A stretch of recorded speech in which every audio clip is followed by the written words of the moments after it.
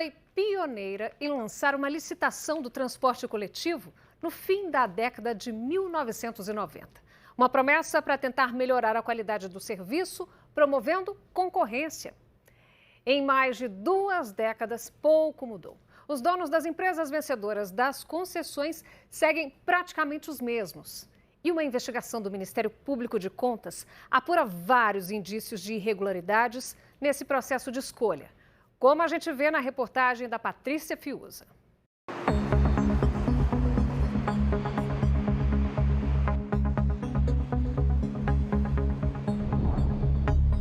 Belo Horizonte foi a primeira cidade brasileira a fazer licitação do transporte coletivo. A prefeitura abriu o processo em 1997 e ele foi concluído no ano seguinte. A proposta era distribuir o serviço a um número maior de empresas e acabar com a concentração de pequenos grupos que dominavam o sistema. O lado do meu bairro é péssimo, viu? Muito ruim. Eu acho o pior do país, viu? Tem mais de 20 minutos no ponto, que até agora não apareceu ônibus. A prefeitura abriu um novo edital. Ônibus mais modernos, mais novos, com estofados melhores, enfim, a qualidade melhor no transporte público. Mas o processo acabou beneficiando praticamente os mesmos empresários do setor. Essas empresas conseguem formar um cartel, elas são um cartel histórico que existe há mais de 50 anos e, na verdade, elas diminuem a qualidade e cortam custos sem fazer concorrência e sem melhorar a eficiência do serviço. A concorrência de 98, de 1998, não teve nenhum novo entrante, nenhuma empresa nova, e a de 2008 também não teve nenhuma empresa nova. Todas as empresas que continuaram a operar, elas já estavam no sistema antes. Ao final da primeira licitação, as empresas afirmaram que esse modelo, em que a prefeitura controlava o fluxo de caixa, gerou prejuízo de 470 milhões de reais. Na época, a administração do então prefeito Fernando Pimentel, do PT, assumiu a dívida, que é paga até hoje. São 4 milhões de reais todos os meses. E os repasses continuam até 2022.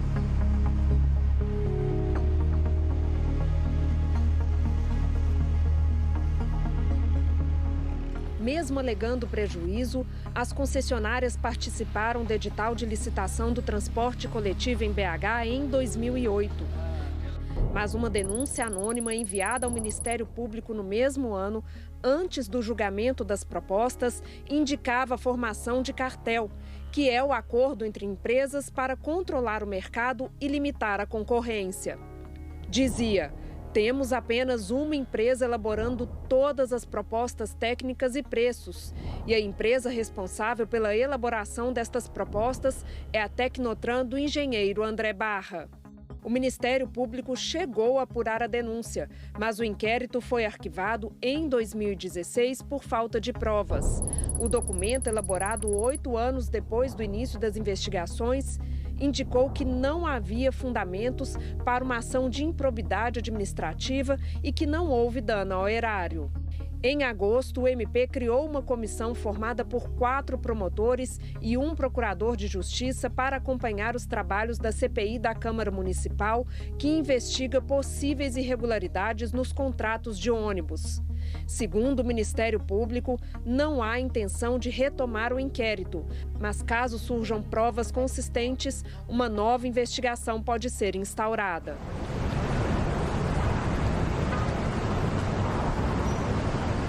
Em 2018, o Ministério Público de Contas começou a investigar a auditoria feita nas empresas de ônibus e acabou analisando também o contrato de licitação vigente na capital. Os procuradores encontraram vários indícios de irregularidades e também consideraram que o processo ocorreu de forma muito célere, menos de 4 meses. Um prazo que não é comum em licitações de serviços públicos em geral, principalmente em capitais. Segundo as investigações, foi identificado material que comprova que a documentação de todas as empresas foi elaborada por uma mesma pessoa, que consolidou as propostas vencedoras e também das concorrentes que perderam o processo. E que isso foi feito para dar uma imagem de suposta competição. Se comprovado que houve uma combinação de preços e que isso resultou em diminuir a competitividade, ou seja, as empresas se organizaram para poder fraudar a licitação, isso pode gerar a aplicação de uma sanção penal, uma reclusão de 4 a 8 anos. As propostas dos 4 consórcios vencedores tinham textos bem parecidos, com algumas partes idênticas. Neste trecho da proposta do consórcio BH Leste, o texto diz que o sistema viário do setor norte está centrado basicamente nas avenidas Antônio Carlos, Cristiano Machado, interligadas pelo anel rodoviário. No consórcio Pampulha, o texto é o mesmo, com acréscimo apenas das palavras todas elas. Trechos idênticos se repetem também entre os perdedores. A proposta do consórcio Via Urbana diz: de acordo com os dados da pesquisa Origem Destino Domiciliar efetuada em 2001, os desejos de viagem da região de alimentação das estações Venda Nova e Vilarinho nos dias úteis totalizam 82% de trocas intramunicipais e 18% de trocas intermunicipais. Texto quase igual ao apresentado pela empresa valadarense, alterando somente a parte da futura estação Alípio de Melo.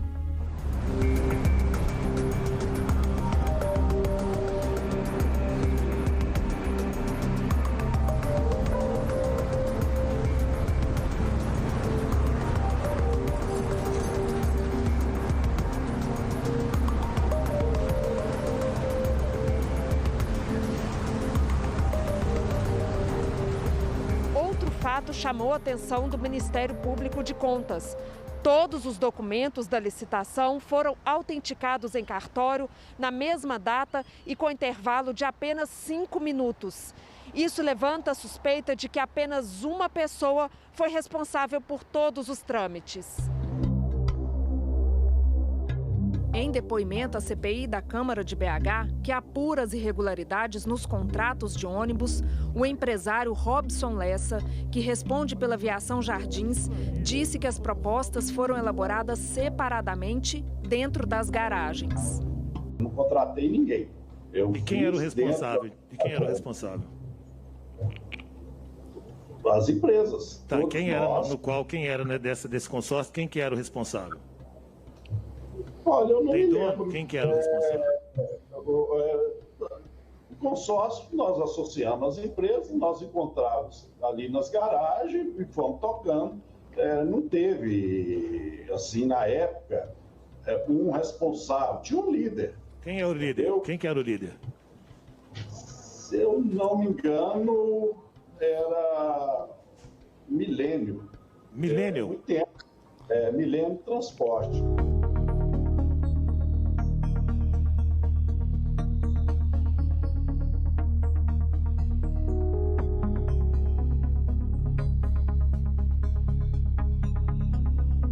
Mas as investigações apontam que os arquivos de todas as concorrentes entregues em CD foram gravados por uma pessoa de nome Renata. O mesmo nome da filha de André Barra, a engenheira Renata Barra, que trabalha na Tecnotran. André Barra é velho conhecido de Roberto José Carvalho, dono das empresas de ônibus Rodopaz, Carneirinhos e Urca em Belo Horizonte, Valadarense em Governador Valadares e Transídia em Divinópolis. Em depoimento ao Ministério Público em 2014, o empresário afirmou que os dois se conheciam há mais de 30 anos e que era possível que o profissional já tenha prestado serviços para as empresas dele. As investigações do Ministério Público de Contas mostram que a empresa de André Barra foi contratada pela Prefeitura de Governador Valadares para elaborar o edital do processo de licitação na cidade em 2012 e também para avaliar as duas únicas propostas. A ganhadora foi a valadarense, de Roberto José Carvalho. Na licitação de BH, André Barra e a filha dele, Renata Barra, ainda aparecem como responsáveis técnicos no consórcio Via Urbana, que perdeu a concorrência. Romeu Aguiar Carvalho, irmão de Roberto Carvalho, disputou a licitação com a Valadarense, que também não venceu a disputa. Durante o depoimento na CPI, Romeu chegou a se confundir de qual empresa era sócio em 2008. Para deixar claro, em 2008, senhor Romeu, o senhor participava de 3 empresas como sócio que perderam o processo licitatório, não é isso? Perfeito. Exato. Então, para registro. O senhor Romeu, em 2008, participa do processo licitatório e perde com 3 empresas. Hoje, o senhor participa como sócio de quantas empresas que operam em Belo Horizonte? Desculpa, eu posso corrigir? Uai, claro. Você está dizendo que eu disse que participei com 3 empresas e perdi. Não foi isso que aconteceu. Foi o quê? Eu participei da concorrência em 2008, em Belo Horizonte, como gestor e administrador da empresa Valadarense de Transportes, disputando o lote 4 e perdi. Mas acabou confirmando que respondia por uma das perdedoras e que atualmente é sócio de 13 empresas que ganharam a disputa. Rodopaz? Urca e Carneirinhos. Em 2008, o cidadão que está depondo aqui hoje participou de uma empresa que perdeu. 10 anos após, ele participa de 3 empresas que ganharam.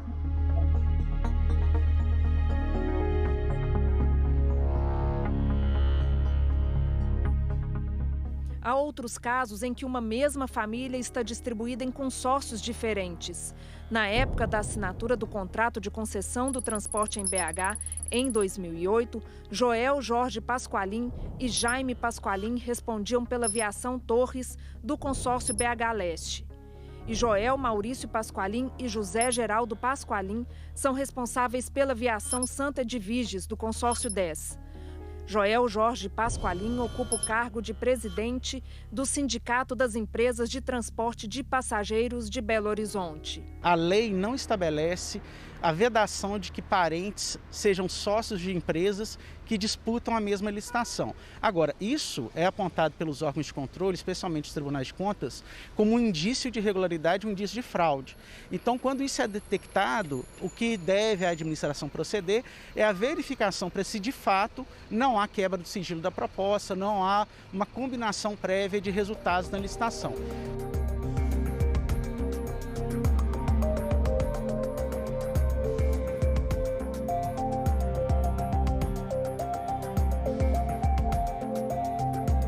Após tantos indícios de irregularidades, a saída imediata encontrada pela Prefeitura de Belo Horizonte foi fazer a repactuação dos contratos e das tarifas de ônibus. Um comitê foi formado por representantes do Executivo, do Legislativo, das empresas e também da sociedade civil. O início dos trabalhos foi em 10 de agosto e tem um prazo de 90 dias para terminar. Especialistas no setor de transporte acreditam que o atual contrato deve mesmo ser revisto. E uma nova licitação precisa ser elaborada o quanto antes. Uma das alternativas apontadas é a abertura de diferentes licitações para cada tipo de serviço. A ideia é que uma empresa ofereça os ônibus a outros motoristas e uma terceira as garagens, por exemplo. Garante contratos menores e contratos específicos para você fiscalizar. Então, o contrato de frota, ele é um contrato de veículo. Você consegue ver no mercado o valor do veículo, se o valor está adequado, se o contrato tá claro, né? Então, ele torna as contas mais claras para quem vai fiscalizar, para o cidadão, para o Tribunal de Contas, para a Câmara, para o Ministério Público. Retomar o controle do sistema de bilhetagem eletrônica, retomar o controle de garagens, de preferência, assim, as garagens serem da Prefeitura e não dos empresários, eu acho que isso é fundamental. E, principalmente, retomar o controle da Câmara de Compensação Tarifária, ou seja, da arrecadação tarifária, né?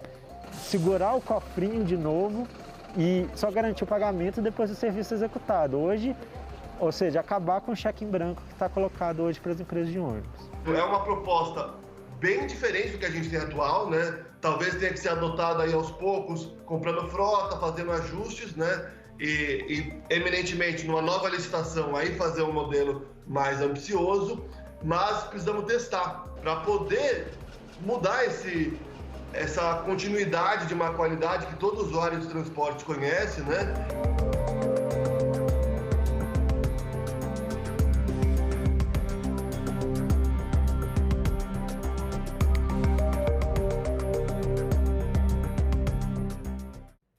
A BH Trans informou que instaurou um processo administrativo para apurar eventuais irregularidades na licitação de ônibus e que investiga denúncia de conluio entre as empresas para a formação de cartel. O Sindicato das Empresas de Transporte de Passageiros de Belo Horizonte informou que a concessão de 2008 foi aberta, não havendo nenhum benefício ou exclusividade para empresas da capital. O sindicato ainda considera que a afirmação de formação de cartel é um pré-julgamento baseado em documentos e processos ainda não esclarecidos. Os advogados de André Barra afirmam que a atuação profissional dele sempre foi pautada na ética e que há mais de 30 anos presta serviço para várias empresas e para o setor público. Em relação à defesa de Renata Barra, os advogados disseram que o nome dela não consta em nenhum documento e que ela não teve qualquer tipo de atuação na licitação, constando apenas como representante substituta do pai no consórcio Via Urbana. O ex-prefeito da capital, Fernando Pimentel, do PT, informou que os pagamentos efetuados pelo município ao sistema de transporte têm origem no grande déficit financeiro provocado pela ação dos peroeiros na época. Segundo Pimentel, essa situação acabou com a licitação de 2008, quando o contrato atribuiu aos prestadores de serviço a obrigação do equilíbrio financeiro do sistema.